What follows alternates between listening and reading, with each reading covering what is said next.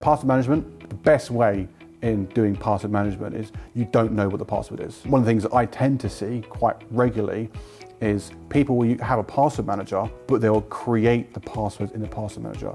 What you should be doing is remembering one password, which is just to log into that secure vault, and you copy the password or generate it using 32 characters, uppercase, lowercase, special characters, etc., a 32 character string, and use that as your password.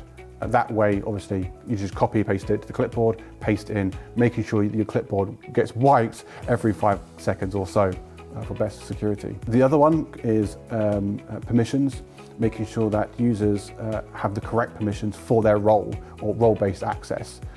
If they don't, and what we tend to see quite common is someone will move into a different department, but they retain that level of access. So then they've got information they shouldn't do, which again could be a data breach. 3 would be user training. I think it's very important to go through an annual update of information, mainly because things change all the time.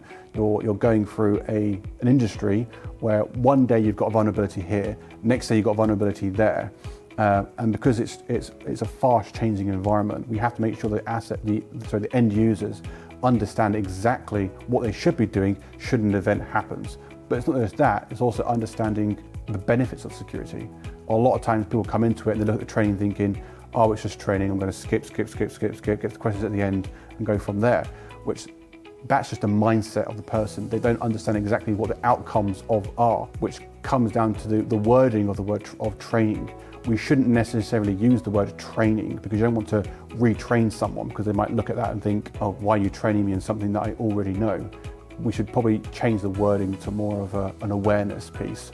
So you're not actually saying we're trying to train you or teach you something, we're making you aware of something where it gives a different mindset where someone goes, oh, I didn't know that, I want to learn more, rather than going, oh, I know this, and they just train me in anything because I've already got my training in this.